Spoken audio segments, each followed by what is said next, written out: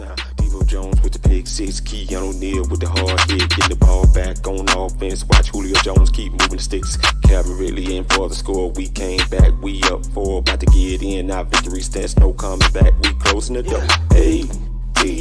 ATL blackout. ATL blackout. What is going on, football fans? We did it. We made it through this horrible season. This no good, rotten, awful season. I'm your host, J.R. Clark. As always, I'm with my guys, Jimmy. Jimmy, what you got for me? It's your boy Jimbo Dean, a.k.a. Jimbo Slice, a.k.a. Jimmy Obama. And you can call me any one of those you want.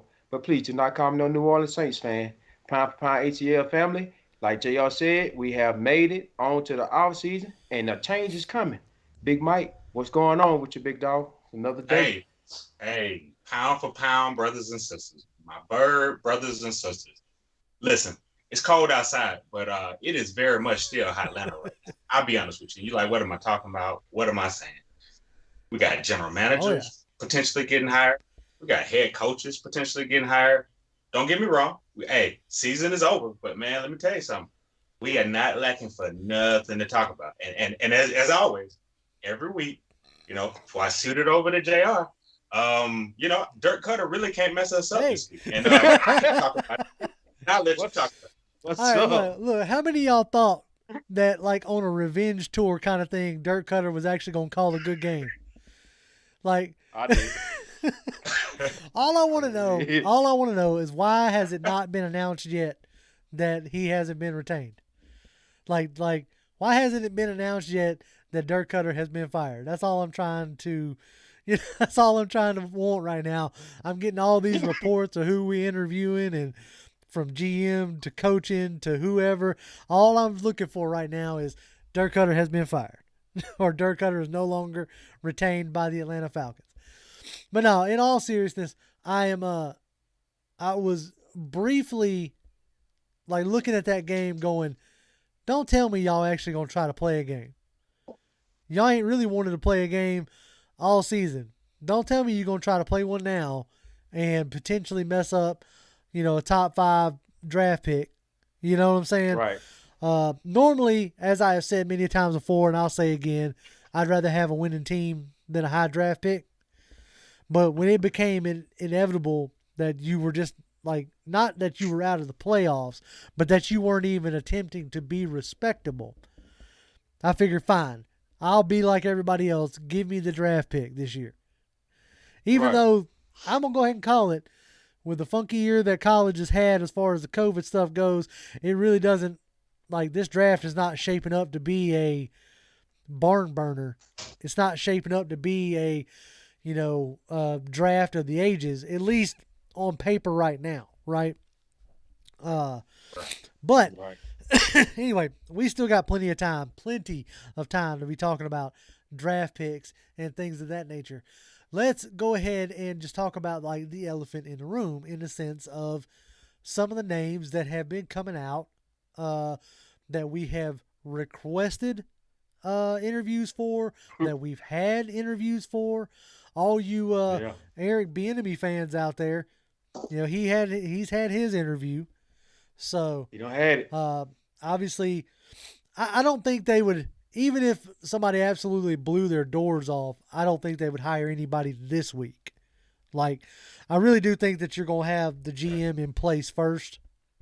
I just think they were trying to initially get maybe their foot in the door, so to speak.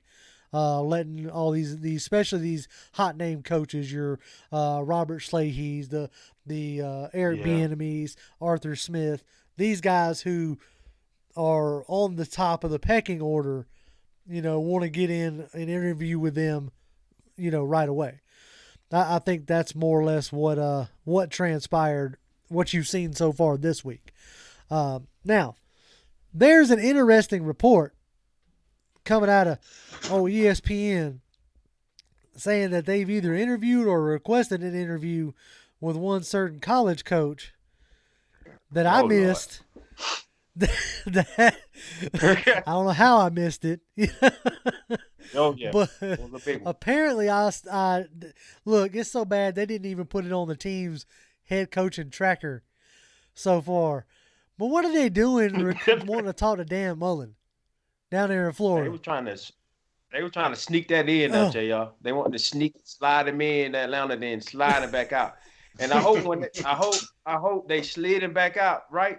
And I hope they keep him out. I don't know if that was a diversion or a PR move or whatever that was. I hope it really wasn't nothing that serious in my eyes. Honestly, now if y'all think he's a good head coach down there, pound for pound ATL, y'all put it in the chat. But old Jimbo Slice, Dan Mullen. Now I'm just being honest. That's just being me. How you feel about it, Mike? I mean, what's up, man? I don't know what to say about that. Okay, so if you happen to be a Falcons fan and a Florida Gators fan, let me apologize in advance. Oh no. What we are looking for in this franchise, we are looking for a private jet. We don't need Spirit Airlines. No disrespect to Spirit Airlines. Spirit Airlines will get you there. You know what I mean? But we want the private jet. We want the guy that, is going to take us there comfortably. I just don't see it. I don't really see it in Dan Mullen. I mean, like I said, put it in the comments. What can Dan Mullen do for this Falcons team? Do you think he could take Matt Ryan to the next level? None of that even sounds realistic to me. So I'll stop and I'll say that, you know what?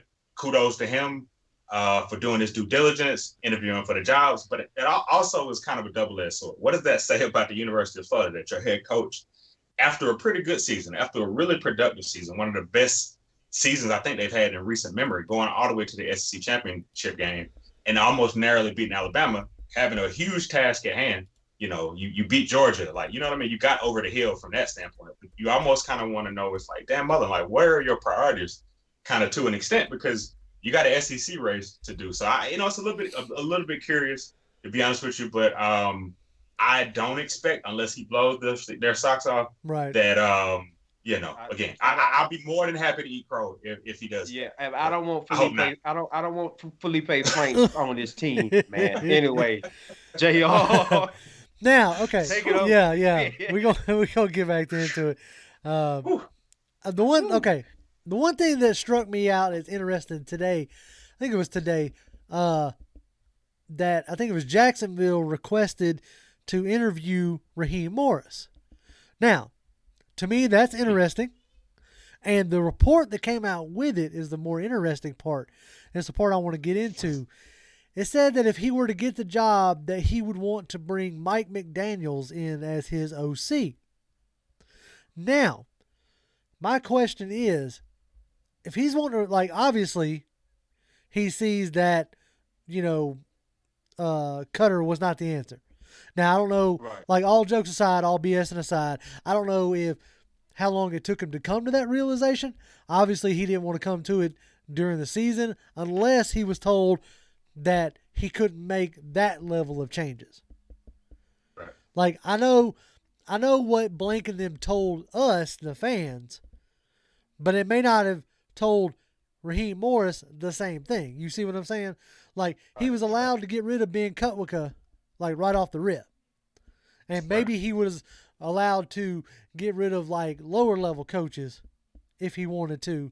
But maybe he wasn't necessarily allowed to move on from Ulbrich or Cutter.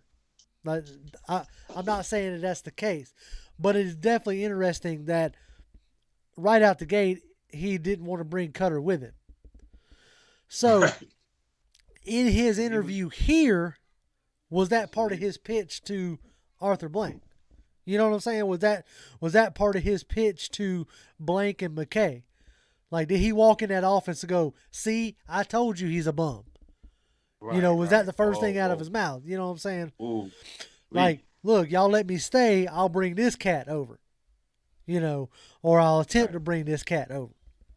Now, the interesting part also with that is that you had Robert Slahy, the defensive coordinator of San Francisco, being rumored to either wanting Mike McDaniels or Mike LaFleur. I believe that's his name. The brother of Matt LaFleur. Right. So it does seem like Shanahan is going to lose some assistants this offseason, regardless of who ends up going where. You know, if Schley ends up leaving, it really sounds like he's going to take somebody with him. And I'm not really like super high on Schley. I get quite a bit of DQ vibes off of him. Oh yeah. You know? Oh yeah. Like everybody talks about like what he's done out in San Francisco and what he's done with the amount of injuries. And yes, I get it. You lose a Nick Bosa, you lose D Ford, all this, you know, that's a lot of production that you're losing there, especially Bosa.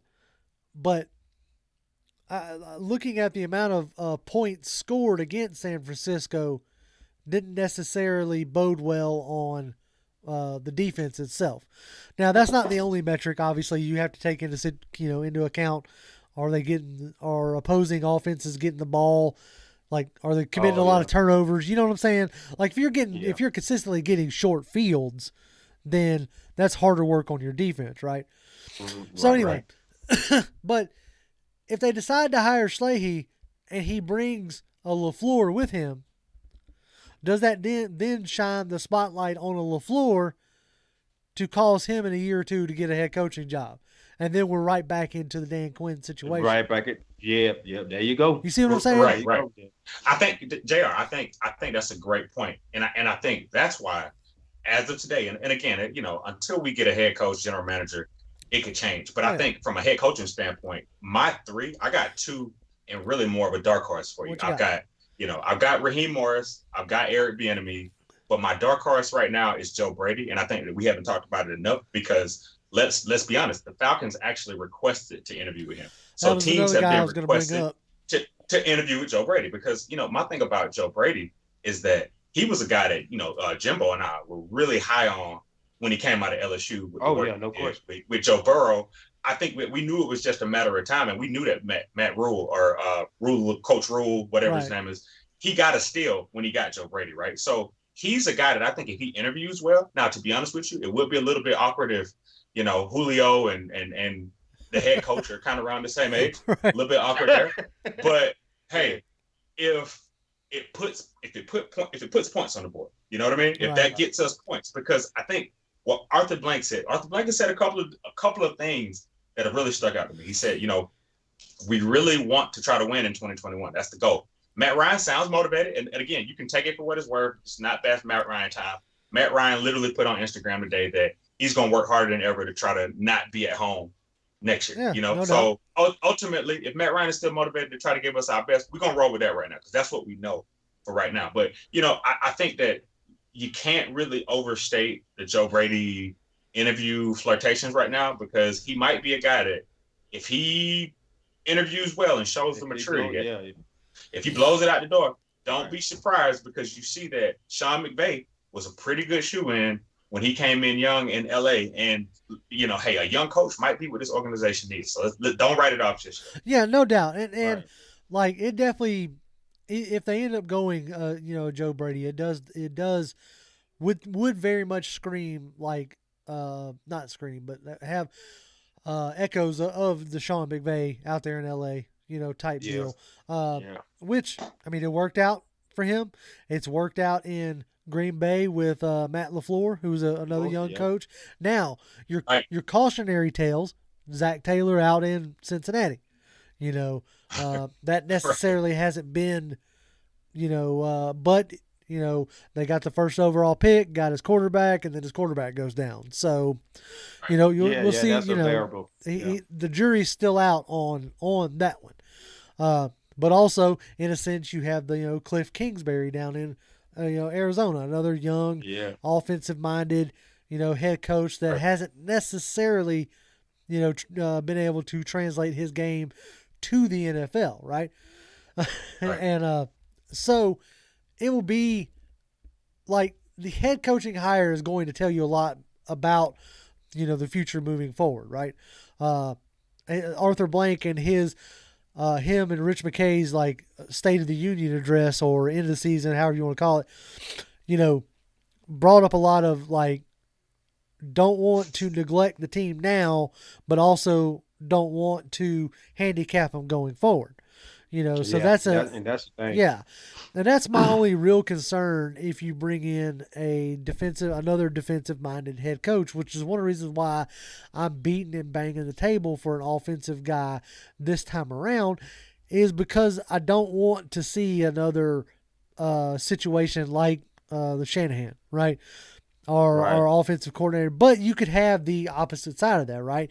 You have an offensive guy take what's potential, what is that, Brandon Staley, I think is his name, the DC out in L.A. with Sean McVay. His first season, the defense is what really kept them in the playoff race, oddly enough, and now he's getting, head coaching consideration. So you have that gamble all the way around, so I'm always like, let's try something different kind of guy. So, give me the offensive-minded head coach, right? Right. So, but go ahead. Before you get into the chat, Yeah. JR, I want to add both of y'all this What's now. up? And the chat, y'all can get into this as well. And I'm just going to say it really quick. Now, Rich McKay, I think I'm done. I think I might be done now. We was hollering before the season, Rich McKay for president. But I'm kind of glad Arthur Blank stepped up and said, if whoever we bring in, we're not finna tie his hands. We're gonna let him do whatever he got to do when it comes to Matt Ryan and Julio Jones, and that's understandable. And I understand that now. But make sure it's translate into wins. But I kind of want Rich McKay to step away from the process, kind of like how John Elway did. Right. This is kind of what I want Rich McKay to feel. Now, do y'all feel the same way as I feel? Because I think I'm fed up with Rich McKay right. I think I'm with you on that. Rich McKay hasn't necessarily shown much reason to be there, in my opinion. Like, go ahead, be like, it was something we talked about a few weeks back. Go ahead and transition into the owner's rep. Like, be the mouthpiece for Arthur Blank. Right. But when you bring in this new GM, I want him to have total control. Like, the control that is needed of a GM. I don't want this, cat and mouse game. I understood why you did what you did coming into this season. You put Dimitroff and Quinn on a short leash, tight leash, so to speak. So I understand that. But I don't want that going forward, because I'm not trying to handicap a GM in his job. Because if that's what you're going to do, then let's throw out the pretenses and just say, hey, I'm Rich McKay, the GM of the Atlanta Falcons. You know what I'm saying? Yeah. And let's not, let's quit with the games. I agree. I mean, I completely agree. I agree. And I think that, what Rich McKay was able to do when he came over from Tampa Bay, he brought the class of that organization in terms of that Super Bowl winning mentality back when they had Warren Sapp and those guys. He brought it over to Atlanta. I think that, he's had a pretty successful, progressive career. But the one thing about Rich McKay is, to your guys' point, he did what he was supposed to do. He built that new stadium. He got the stadium set up. Yeah, he did his job. Made sure the Georgia Dome was kind of imploded, in its respectful form, given its grace. The Falcons, took it out on top to an extent, right? But I think looking at what his organization is right now, looking at this franchise as a whole, right, that's also where we need some new lifeblood in terms of, okay, we've got the stadium, we've got the, we've got some pieces in place. I won't say that we have all of the pieces in place. We used to be able to hang our hat on. We've got the young quarterback and Matt Ryan. We've got the young Julio Jones. But these guys are up in age right now. So, and you look at our cap situation. We need a guy that is going to be. We need a smart guy that's kind of knows nonsense, but understands that the players are the guys that run the team and do all of the grunt work. But you need good coaches and a good culture. So anyway, we could go on and on about that. But which we are. Yeah, it might be time for him to stuff. So yeah, I mean, chat. Come on, I know. The opening salvo is done. So let's jump into chat like we tend to do. Wound Carter says, "Rise up, pound for pound family. Now that the season over, will you guys still have content coming out on Tuesday?" That's going to be the interesting thing, right? That's going to be the interesting aspect if we're going to still live stream every Tuesday. We may try. We'll get into that and figure it out. We'll definitely let y'all know. Right. This is going to be a hopping off season, so it might be pretty easy to to do that. You know what I'm saying? All right, a lot of guys are saying what's up. We got Nick and Speed Falcon for life, and Reggie 2K and Willie Doc and Tony Wright. All of them saying what's going on, what's happening, fellas. Glad y'all are in here. What's up, fella? Let's see. Fred Butt says he's ready for an aggressive coach. Me and you both, Fred. I'm ready for. Oh, Fred Butt. That's it. I'm ready for an aggressive coach. Speed Falcon Indeed. for Life commented on the Raheem Morris wanting to bring in Mike McDaniel. Like I said, if that was not Raheem Morris's opening line to Arthur Blank and Rich McKay, then I don't know what he was attempting to do. He was listening to you, JR, on that. He getting his job. He trying to get his job listening to you. That's what he did. Tony Wright says the reason the Dirt Cutter has not been fired is because he is at the team's Flowery Branch training facility holding facility security hostage. Cutter has several bombs. We need to send in the bomb squad in. Get him out of there. Get him out of there. You know what? I'm glad you uncovered that plot. Good job. Hey, good comment. Man, I'm glad. That's right. Hey, man, somebody go Flowery Branch. I'll get there immediately. Get that man out of there. Hayden Hughes says Rick Smith and Arthur Smith are my top candidates. He wants a Smith and Smith duo. Somebody asked me, who my top candidate was. Right now, my top candidates are like Arthur Smith and a Brian DeBall, right? And somebody asked me, it was on Twitter, asked me why I thought that those two guys would be, good coaches or whatever. And it's hard to say what if they will actually be head coaches. It's hard to say that for anybody. All I can really do is look at the tangible effect that they've had on the team that they coach for, right? When you went from Matt LaFleur to Arthur Smith, the team got better.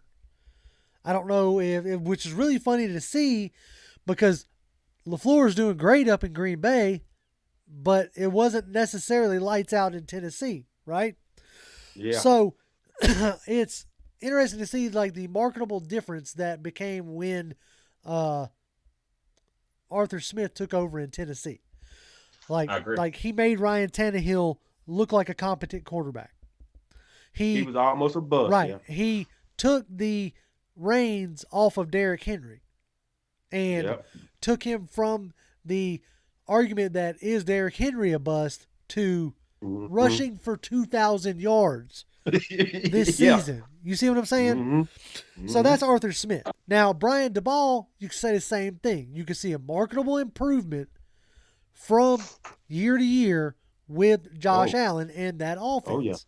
You see him being able to tailor the offense to what the team is good at, whether it was running the ball early in Josh Allen's career to this year, having Josh Allen completing close to 70% of his passes and being in the conversation of like potential MVP. Like I think that's going to go to Rodgers this year, but Allen has been in the conversation. Oh no, yeah, you know no what I'm question. saying? And so, so when you take those same things and then point at a guy like a Bieniemy, it's not that I don't think Bieniemy is a good coach. It's like I have nothing to look at to say this is clearly Bieniemy. Because he doesn't call the plays in Kansas City, all we can do is go by what we are told from Andy Reid or the players. Go ahead. So not only do I think that's a good point, I think the thing to add about that, because, and Jimbo, please chime in on this, because I know one thing we talk about is Eric Bieniemy doesn't mind getting into the face of players, right? So that's a good quality, great quality out of a coach. What happens when he gets into the face of those players and they stop listening, right? You know, and they've tuned him out? Then we might have a huge problem on our hands. I'm just saying from the perspective of, not to, I don't want to down his merit, because I think that, to be honest with you, Bieniemy is a creative guy. He's in this position for a reason. If we get him, if he gets points on the board, all is well and good. But I think, what is the differentiator with Bieniemy? Pound for pound family in the comments. What is the differentiator with Eric Bieniemy? When we get this guy, he immediately does what for us?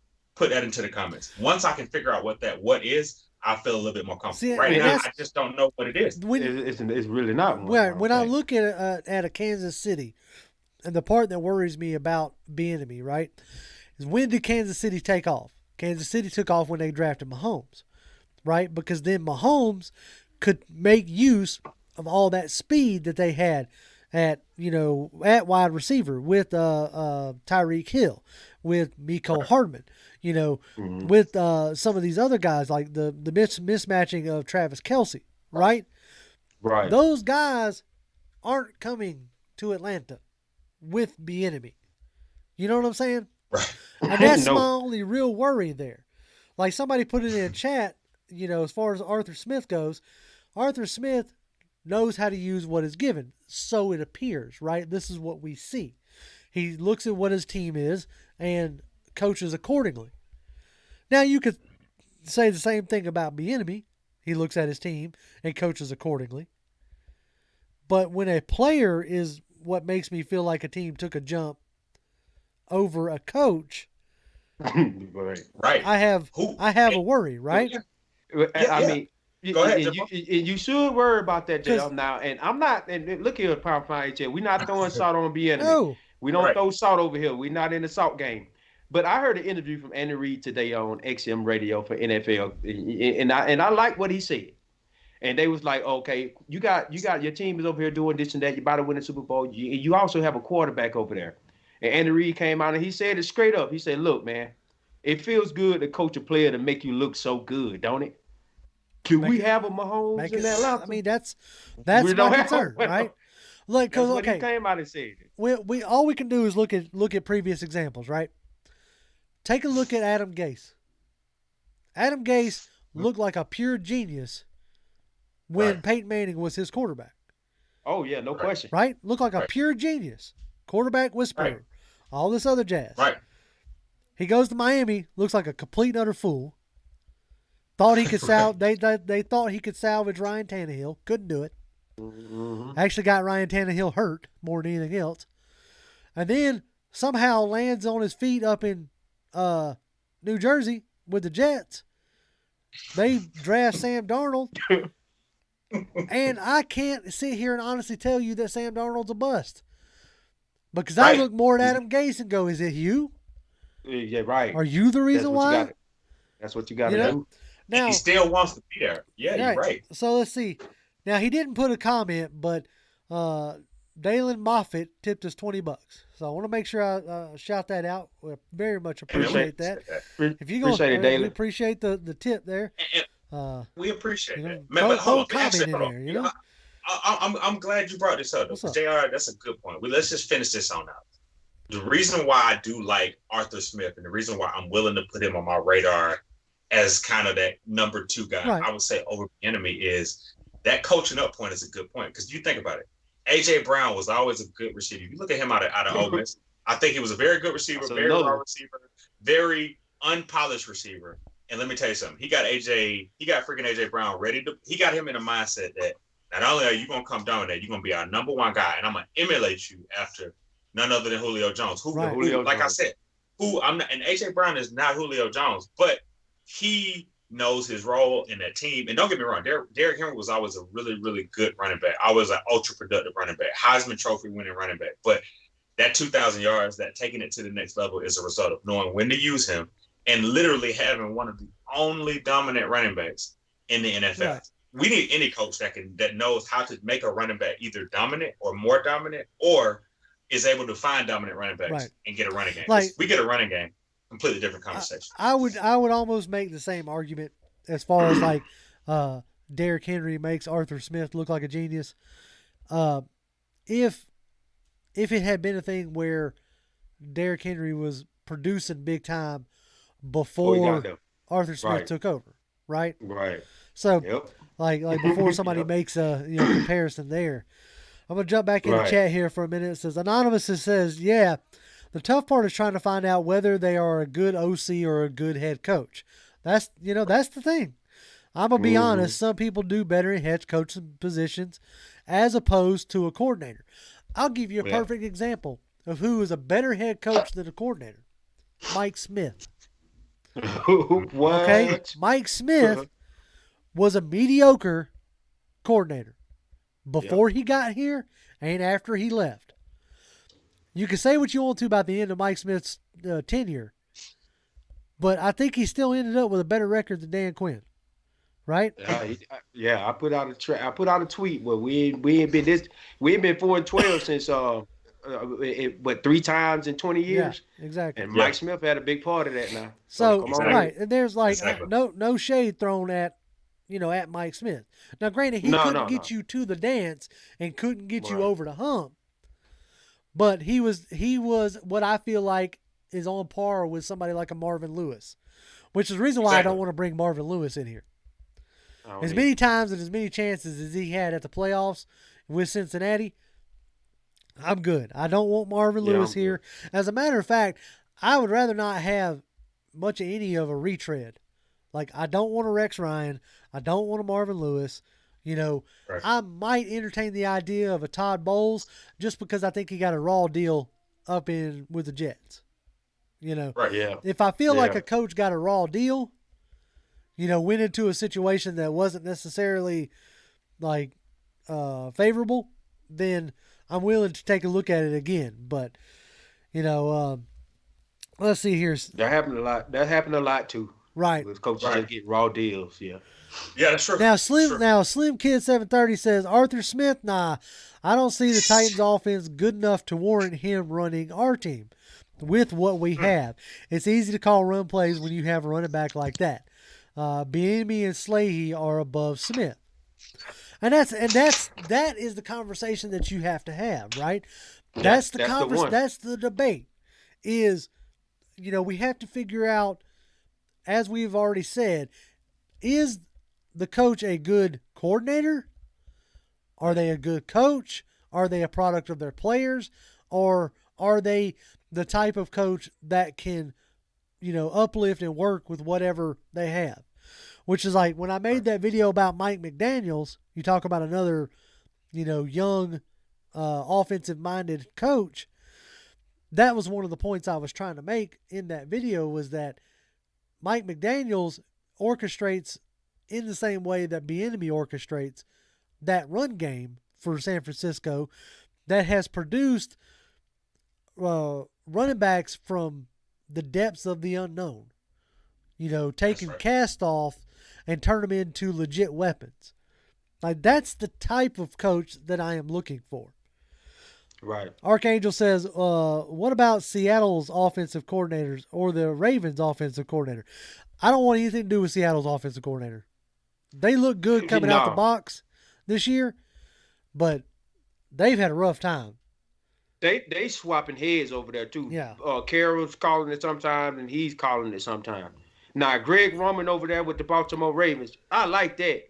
I like him. He's innovative now, but Greg Roman got to have his style of quarterback now. If you hire a Greg Roman, you better run to the podium with that number 4 pick and take Trey Lance. Yeah, you got to get your quarterback. Because that's like when Greg Roman has been productive as a coordinator, it has been with a more mobile than throwing quarterback. Right. It's easy to lead the league in rushing when your quarterback runs for 1,000 yards. That's what I'm saying. That's easy. Right. So don't say it's a rushing game. No, you had Kaepernick. He did it with Tyrod Taylor. Yeah. He's done it with Lamar Jackson. Like, if I'm Harbaugh, I'm matching and exceeding anything that is offered to Roman, money-wise.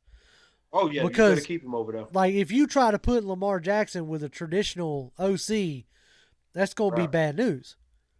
Right. So DeQuan Patton said, AB said it best, this head coaching job success depends on the coordinators he chooses.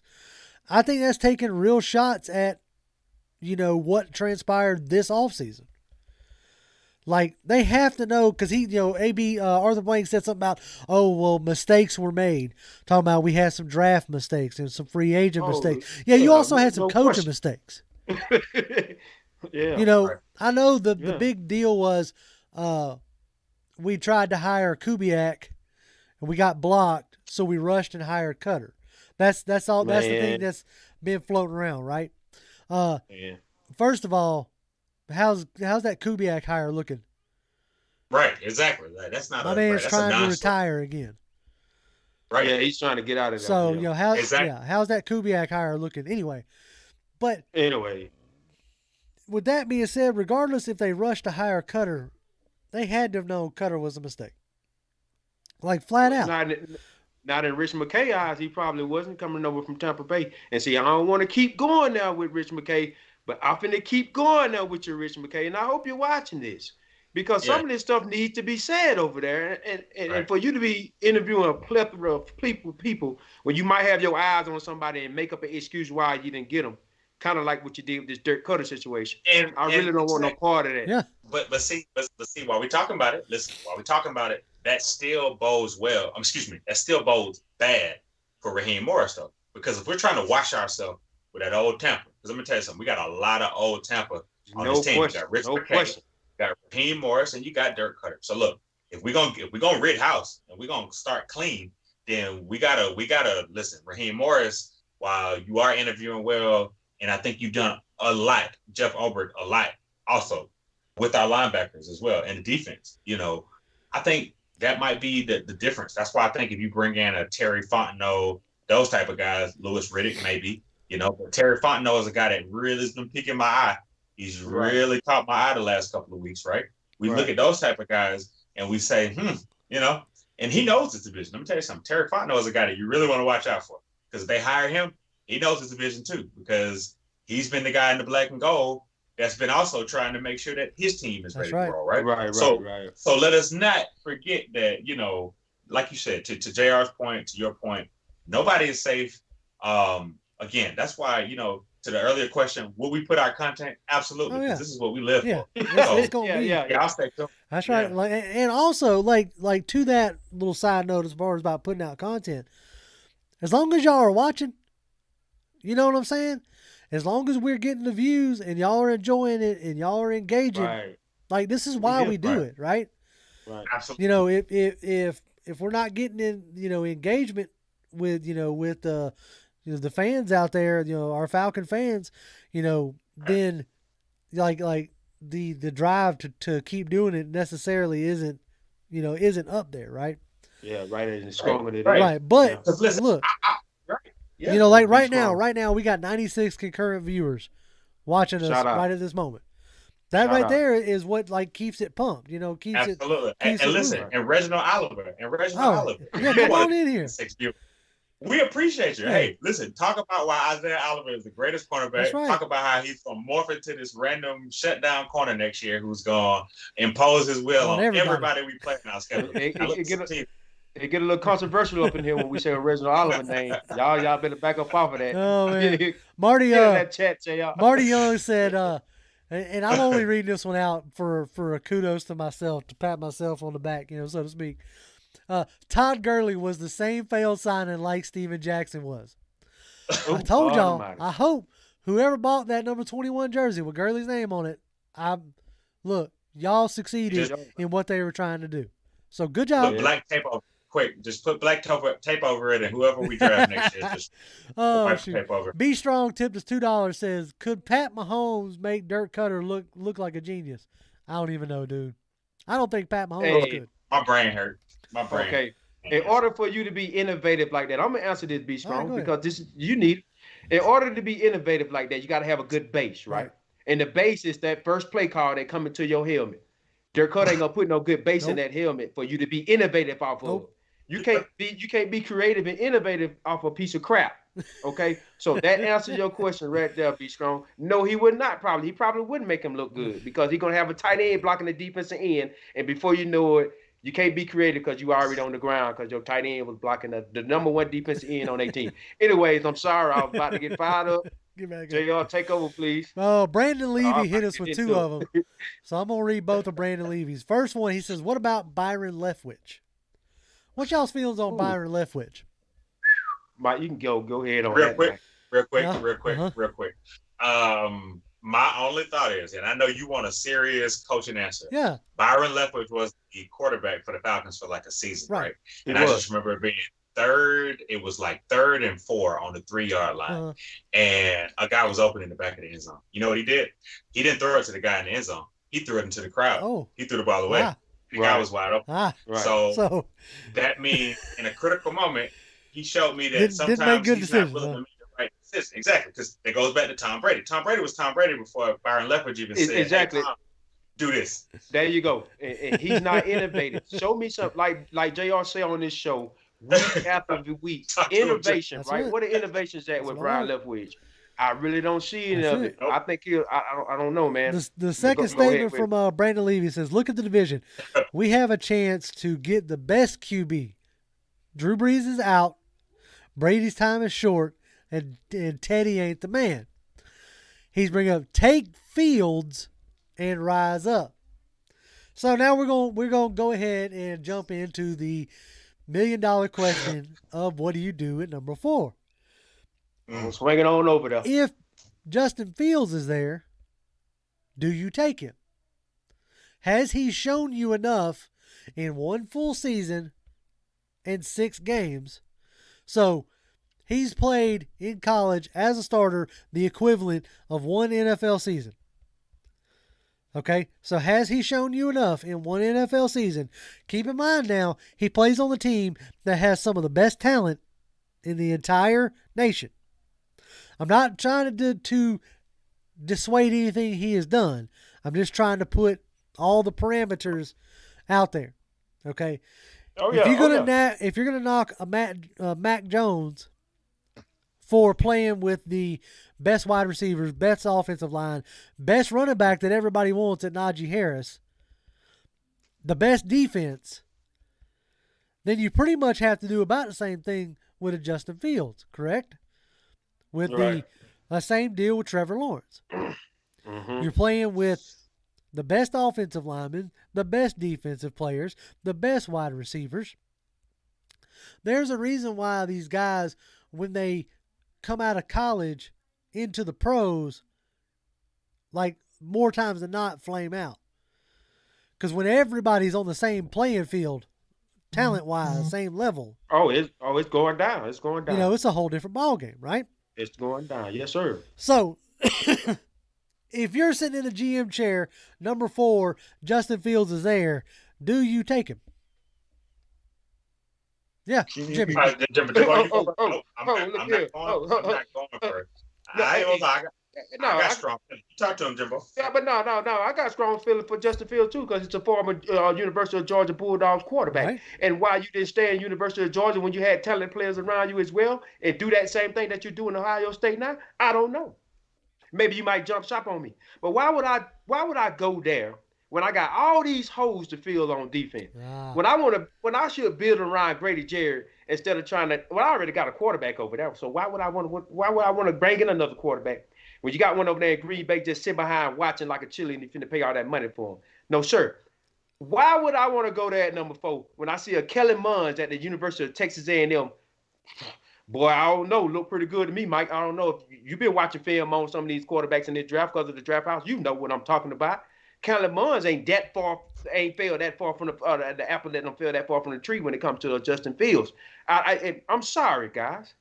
Don't get me wrong, pound for my ATL. I love y'all to death, and I really do.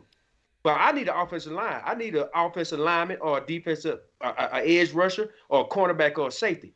I can't go because if you put Justin Fields in front of the offensive line that we got right now, that our past quarterback been sacked 40 times, damn near every season. Don't get me wrong. If you put a Justin Fields that ain't got no NFL experience behind that line, we're going to be in trouble for a little while there, guys. And then we're going to be begging for an offensive lineman. Big Mike jump on it because I just want that's how I feel about it now. So pound for pound family, everybody that's tuned in, stay tuned in because we got to talk about it. Listen, I see Justin Fields coming out the pocket. And don't get me wrong, because listen, like these guys, you're right, they make good points. But I'm about to make some good points for Justin Fields because to see him with a Falcons jersey would do some very Carolina Panthers things for with Cam Newton, to be honest with you, which I would be willing to talk about, touch on, and I'd be okay if Justin Fields is my quarterback. Just gonna be honest. Now, but Jimbo brought up the point that I was gonna bring last, so I'm gonna do it in reverse. With our offensive line that we have right now, the Justin Fields that you see right now, crushing Clemson and eating their lunch, you're not gonna see that Justin Fields. You know what Justin Fields you're gonna see? You're gonna see the Justin Fields that met whatever his name was, Skowski for Clemson. You remember when he met Skowski for Clemson? Almost broke him in half. Almost broke him like Right. over his kneecap. Those are the type of things that you want. It'll be euphoric. Georgia boy, he's home. He left. He's back, and it's euphoric. Like I said, guys, JR has warned you guys about this. That feeling good about stuff. That Todd Gurley feelings type stuff. You're right. It's hit us before. I don't want it to bite us at the quarterback position because you guys know how this works. We big him up. We get him. We're happy. We resuscitate. Out of Falcon way. Oh yeah. Blah blah blah. And the first time he puts us in a compromising situation, we're ready to kick him out of town. Because if you would have said anything negative about Todd Gurley on this show in July, you would have had a fan attack you immediately and say, "Don't talk about that, Georgia Bulldog." Right. The service thing. Now look at him. Now it's like Todd Gurley. Can you take the Greyhound out of Atlanta? Don't even fly to. Take a Greyhound, first Greyhound, and take it to California. You know. So let's be calm and be a little bit careful when we talk about Justin Fields. I would love to see him in a uniform. I think he's a good quarterback in the right situation with the right offensive line. But as of today, I just hope that guy Penei Sewell slips to me because I like the way that he plays to give us a little bit more time to. But we're not talking down on Justin Fields. We're not saying that we hate on Justin Fields. It's just for this team right now, for us to move better forward in the future, man. I don't know we need to jump there that fast. Right. Ahead, Jay, I'm sorry. By no means is it a, is it a slam on Fields? No. I think, Fields, given the right situation, just like a Lamar Jackson, can have a very successful career. Same deal with any quarterback. Like, how much hype did RG3 come out with? You know what I'm saying? Like, how much hype you can look at Andrew Luck. How much hype did he come out with that same draft? Surefire. For, generational talent. And you could say Luck was good, but he obviously didn't have any staying power. They got that lineman for him after he left. After he got Quentin Nelson from Notre Dame. Right. Didn't make no sense. Because they didn't want that quarterback to get busted up again and retire early on them again. It's a whole deal where around here. It's a whole deal where it doesn't matter who you pick where, in a sense, right? We all know Tom Brady got picked in the 6th round. We all know that Russell Wilson got picked in the 3rd round. But Derek Carr is not a half bad quarterback. He got picked in the 2nd round. Well, and another thing to add, JR, too, is that I'm not so everybody's Justin Fields at 4. To be honest with you, if he has another good game against Alabama, don't even talk about Justin Fields because he won't be there. You're off of you've been living in Mars or the moon. Yep.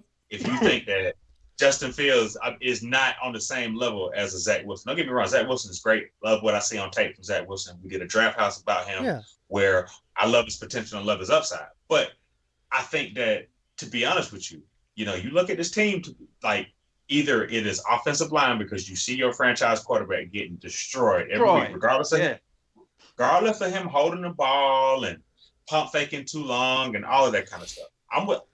Again, that's another conversation for another day.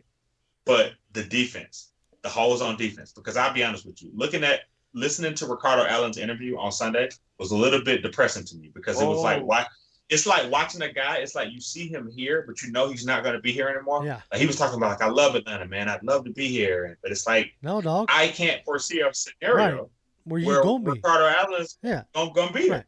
But you say he was going to go to coaching, Mike. Looked like he heard the show, and now he's thinking about going to coaching. Right. Oh, Lord. Exactly. Let's get an interview. We'd love to interview you and talk about coaching. Willie Doc said he tipped us $2, which we appreciate. He says, trade back for Wentz and Philly 1st and a 3rd. I'm assuming that he wanted to trade to get Carson Wentz. And a 1st and a 3rd. I ain't giving up a 1st for Carson Wentz. Willie Doc. I'm sorry. Willie Doc. I appreciate the tip. Willie. I'm not giving up a 1st for Carson Wentz. I'm sorry. No, we really appreciate you, Willie Doc. Look, all I got to do is wait for Philly to cut Carson Wentz and just sign him. I don't have to trade for him. And Willie Doc, we're not laughing at what you're saying, but Willie Doc, no, Willie Doc, we're not going that route. I don't even know if you want to go that Willie Doc. You know Carson Wentz. Be Strong tipped us $5. said, I think that Matt Ryan could play at a high level another 5 years if we bring in a good offensive head coach. We don't need a QB. We need a coach. Honestly, that's the camp that I'm in. Obviously, as I come on here every other week with my Matt Ryan jersey on, this time it's a throwback. You know what I'm saying? We're doing old school here. But yes, sir. But that's the camp I'm in, obviously. I try not to bring that out too much because I figure y'all get tired of hearing it. But I think given, just like with most quarterback, we always make the statement that, oh, well, this guy's just a system quarterback or that guy's a system quarterback. Hell, they're all system quarterbacks. Mm-hmm. Once you put them in the right system for them, and we have finally seen it. Like, we saw Matt Ryan succeed over the years, but you finally saw the system that he's supposed to be in with a Shanahan-style system. The zone blocking, West Coast, timing routes, rhythm passes, those kind of things are what Matt Ryan should be doing. You have a coordinator like that, and you end up with, a successful 3 to 4 more years. Like you talk about Matt Ryan playing into his 40s, but you bring in somebody who is that doesn't run that type of a system, who runs more of a dirt cutter system, which is predicated on a strong arm. Like, I would say that now that I've sat and thought about it, and I get my head out of like how much I just dislike dirt cutter. Yeah. Dirt cutter might actually be a decent coordinator for a guy like a Josh Allen. Somebody who can throw the damn ball all the way down the field, who can handle those 6 and 7 step drops. Matt Ryan's not that guy. He was better than that guy in his prime. We're starting to come out on the backside of his prime. He is definitely not that guy, to be throwing those kind of bombs. So, if you had a line to throw that, too. Dirk, you're right, JR. Dirk caught a lot of those plays though this year. Those. Hey, throw it down the field. Just see if somebody can go and get it. A lot of those plays. Yeah, we ran a lot of those. Okay, Willie clarified. He was saying, no, not give up a first. Get a first and a third. I don't know what. Oh, yeah, sure. Yeah. He's saying get Philly's first and third to give up our fourth and take wins. Okay. All right. That I'll entertain. If we can make the money work, that I'll entertain. Willie Doc came back. It wouldn't. Hold on. We got to touch on it. Willie Doc. It won't happen. But because he mad right now. He's mad right now.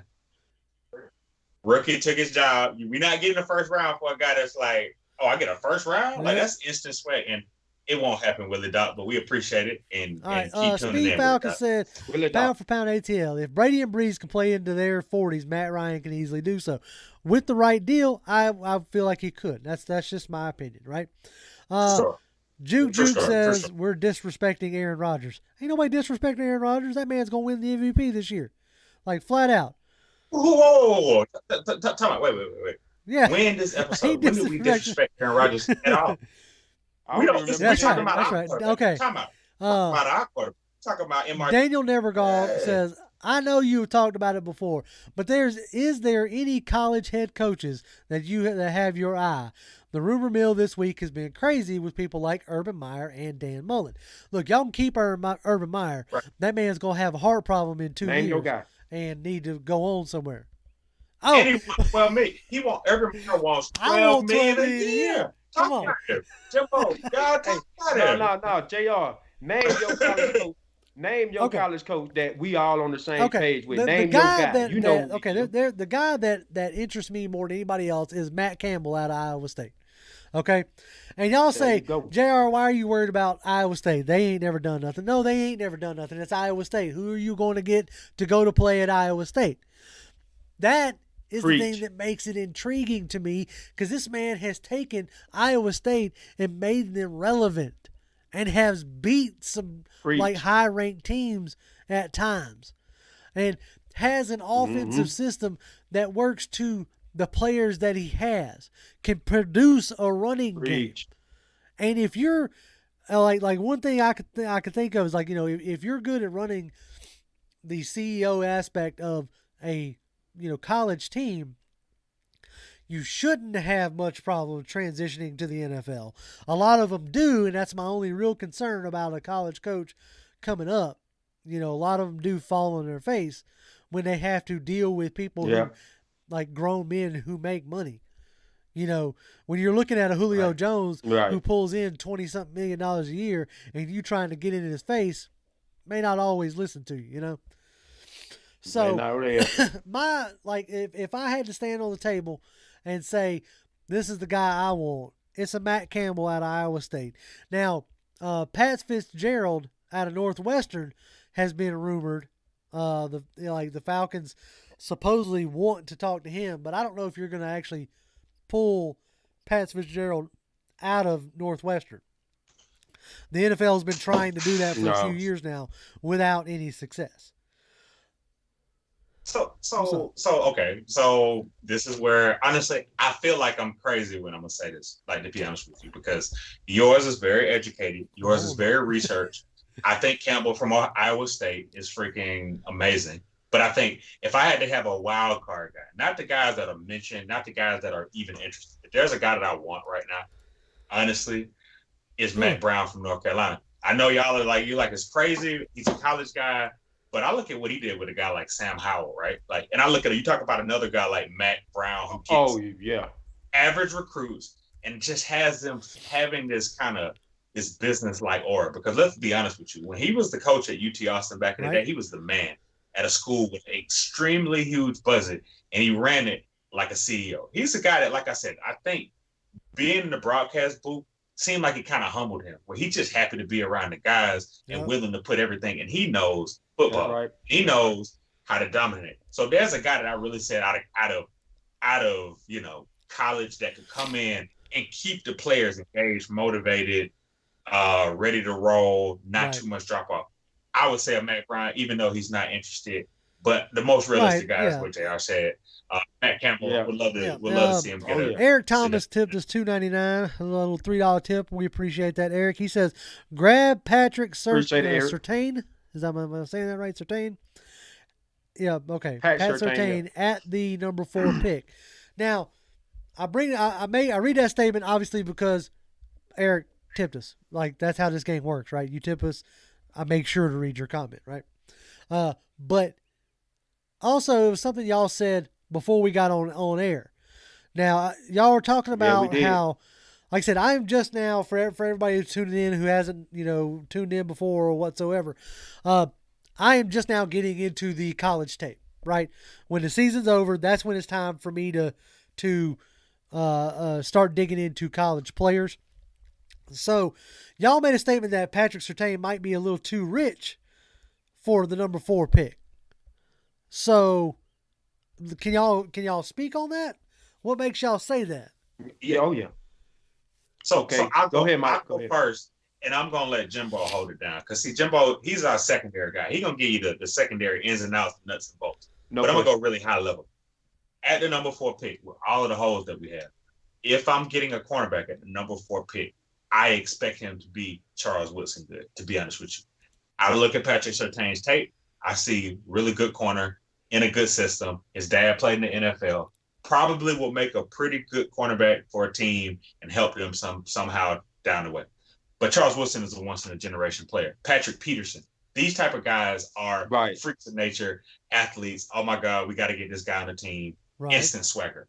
He doesn't really do that. He gives me more of the Trevon Diggs, the other Bama corner that played for Dallas, good corner, like I said, brother in the league, that type of stuff. He gives me those vibes, to be honest with you. But I don't – if we got him at 4, it's just like we do with AJ Terrell. Good pick, functional pick. Give him a corner. Shut it down. Let him learn. Good, right? Right. But Jimbo, talk to him. Right. Hey, first of all, shout out to Anonymous, man. He said, good screen, fellas, a $10 tip. Appreciate that, Anonymous. But Anonymous, good job. But anyway, thanks for tuning in. But I'm finna get to Patrick Surtain, right? Look here, guys. If you want another corner to be converted to safety, you go ahead and draft Patrick. You go ahead and purchase Patrick Surtain at that number 4 pick. Now that's a little bit too high in my book. I wouldn't go that high for a corner because he's not finna be in that. Now AJ Terrell is a different type of story that happened for us this year. Now we can count our coins on that. I don't think Patrick Surtain is going to be your NFL corner. I think he's going to be a safety. I think they're going to slide him to free safety because that is more of what he looked like he do. His tackling skill and his ball skills are there. So unless y'all want another corner to be moved to safety, we can go ahead and get Patrick Surtain at 4. Now, do y'all really want to spend that much money at 4, at number 4 for a corner? That's on y'all. I can trade back, and Patrick Surtain will still be there after number 4, and you'll have an extra pick. Why not? We don't do that. That sounds pretty good in my eyes, JR. I don't know. And one more thing on that. Reginald Oliver, this is where you need to be in the comments right now talking about, hey, and what about Isaiah Oliver? You need to be talking. You need to be defending him right now because they're telling you Patrick Surtain need to be there, right? You know. Right. So, but to your point, I just think that it's a little too rich. Yeah. Good point. I think he'll be there after 4. I think he'll be there. All right. So Bug tipped us $1 and wants to know what are our thoughts on, because he seems disgruntled and it seems like he wants out of Texas. I was going to ask if you what thoughts on bringing J.J. Watt here. I don't think we would have the money to bring J.J. Watt here, to be completely honest with you. And I'm going to put it like this. J.J. Watt as a motivational player, awesome. He definitely has not returned back to form, per se. And he's still a little too injury prone at this junction of his career. And money. Obviously, most deciding factor is money. But, as far as a player of his attitude and stuff like that, I would love to have a guy like that on the team. But he's over the hill now for sure. Now, okay, we're getting a lot. Archangel asked, why not a QB though? Look at what getting a new QB did for Aaron Rodgers. It lit a flame under him and is setting the QB up for the future at the same time. Did it really light a flame under Aaron Rodgers, or is Aaron Rodgers just that damn good though? They was in the NFC Championship the year before. They're right. Right. So I think to be honest with you, it pissed them off more than anything to be like, I'll show you guys because listen, we're talking about a guy named Aaron Rodgers who has iffy relationships with his own family. Yeah, he's not a warm, cuddly guy. He's gonna be loved. Exactly. Come on, man. Anyway, okay. So everybody's chiming off on the J.J. Watt thing, talking about J.J. Watt's old, but I love him though. That was Archangel. Daniel Nevergall says, love some J.J. Watt. Yeah, man, we love J.J. Watt. J.J. Watt's a beast, dude. He can play a Dwight Freeney type of role that we had for the Super Bowl, but he's gonna cost more than Dwight Freeney. I can promise you that. Bug said at pound for pound, I meant someone like a J.J. Watt. Now, look, you bring me a J.J. Watt in his prime all day. My only problem with that is, like, how many games did they win because of Watt? As much as I like Watt, you got to have your offense in order in this league, right? Or you got to have a completely and utterly dominating defense. Having just one player, isn't going to make it. That's what I love about football. I love about football is that it's a full team sport. Peter Vincent says we should have got T.J. Watt instead of Clown McKinley. Yes, agreed, 100%. Lord have mercy. Don't make me relive that. I did a video on T.J. Watt that year. I was like, man, you put him next to Vic Beasley and da-da-da-da, it was going to be too fire. Anyway, what could have been is all I'm trying to say. Yeah, whole video. You were up at Vic Beasley. A video where you up Vic Beasley. Yeah, no, it was. Like Vic Beasley was coming off of the, 16 or 15, 16 sacks. We thought he actually had something. Anyway. Yeah, we thought we had something. Anyway. Turned out we didn't have nothing. we had. We moved Anonymous says you bring in Rick Smith and we can get a couple of J.J. Watts. That's that's. Hey man, Anonymous. Look, stay anonymous because we like that. I like that. That's a great comment. Joe Houston just tipped us $5. Says draft Penei Sewell with the fourth pick. Draft Ohio running back in the second round and sign DeAndre Baker for a 1-year deal. I guess Baker's going to play safety or something, or maybe corner. No. Time out. Now, Baker let me just tell you Yeah. got carted off the field. Yeah. now, there you go, Jimbo. Oh, wait.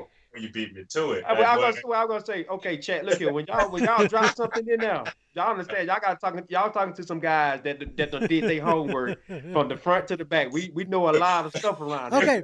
Okay. So now I agree with him with the Panay Yeah. School. I agree with My him on question that one. is, Now which my question is, why Go are ahead, we Jim. so sure that Najee Harris is going to Trey be? Sermon. Well, okay, he's talking about the Ohio State Trey Sermon. But if somebody was bringing up Najee Harris earlier, and Najee Harris gets brought up a lot, and I want to know, why are we so certain that Najee Harris is going to be there in the second round for us to take? Man, and stop, cut it out. Listen, cut it out. When Najee Harris jumped over that guy and hurdled over that guy, he hurdled into right. He hurdled. He jumped into the first round. Jumped right into the first round. Stop that second round. You're not gonna see him. He's not gonna be there. Cut it out. Now it's a guy behind Sherman from that Ohio State running back. It's a guy behind him named Master T that I really like. Like his literal name is Master. And he Master T. And the only reason why Sherman is playing because Master T is hurt. So we can get a Master T in the third and fourth round, who is legit, by the way. But anyways, don't let me get started on it. Let's go ahead, JR. Oh man, fired up. Master T. I like Master T. I love when people have names like that, Master T. I saw somebody. I was doing a mock draft, and some dude was named Big Cat. Like Big Cat, what? Mm-hmm. Hey, Big Cat from, listen, funny thing about Big Cat, really quick, Big Cat is from Jimbo and I's neck of the woods. You know, he's from Cordell, Jimbo, Chris, small little town, right? But the thing about Big Cat is one of those guys, hopefully he didn't end up in your mock draft, because if you ask an Auburn fan about Big Cat, only because you brought him up, they would say Big Cat is only a name. Look, Big Cat. And he ended up in my mock draft on the screen at 5th, 6th round type deal. But the name caught me, Big Cat. I was like, oh, Big Cat, you still hanging around. You ain't much of nothing with a name like that. No, Big Cat, no. Yeah. Gentlemen. We see a lot of Trey. Okay, go ahead. I was going to say, we see a lot of Trey Lance in there, but we're going to get in. We got plenty of time to talk about all this. There's a good possibility I'm going to do a whole video on Trey Lance as we start going into the off season, because I will say this: I have watched the things that I have watched of Trey Lance. I'm not super impressed with, so I don't know. I haven't decided yet, but we have definitely bumped up over an hour. We've almost went an hour and 10. Y'all are awesome today. Oh, yes, we supposedly got about 132 people in here, which is great. We appreciate all y'all watching. Like I said, depending on what the news cycle does and things like that, we'll probably be back at least for a while, every Tuesday, as long as we got something to talk about, as long as y'all kind of keep wanting to hear us talk, right? But anyway, as always, y'all can follow me on Twitter. I'm at Grim1128. That's GRIMM1128. Jimmy? You can follow me on Twitter at Jimmy Obama, JIMMYOBAMA. I don't know why I have a hard time spelling that, but that's my Twitter name. And all y'all that was putting that good vibes out about us on Twitter this week, me, JR, and Mike, we really appreciate that, giving us feedback. We love it. Hey, Big Mike, go and plug it on in, big dog. We got some good fans around here, dog. I gotta echo Jimbo. I go on my Twitter and I told y'all, you know me, I'm a retweeter. Y'all tweet it, I retweet it, because sometimes my brain coming up with stuff. Anyway, that's another conversation for another day. But every time I go on there, it's a couple of guys, man. Adamski, Brian, Jaden Salford. I mean, there's so many people. I can't really just name all of y'all, but let me tell you something. Y'all stay tuned in. Y'all stay locked in. Man, y'all show love to me and Jimbo. Y'all don't have to show love to me and Jimbo. Right. So we always appreciate you. And it's always love. We done bumped up over. I would go on and on. They'd be like, Mike, shut up. Because we done already went over 10 minutes. Right, listen, Pound for Pound family, we appreciate you. Mike Dub, MIKE_DUB. Follow me. I follow you back. If I don't, call me out in the comments. Gentlemen, we appreciate it. And as always, Falcons fans, rise up. Rise up.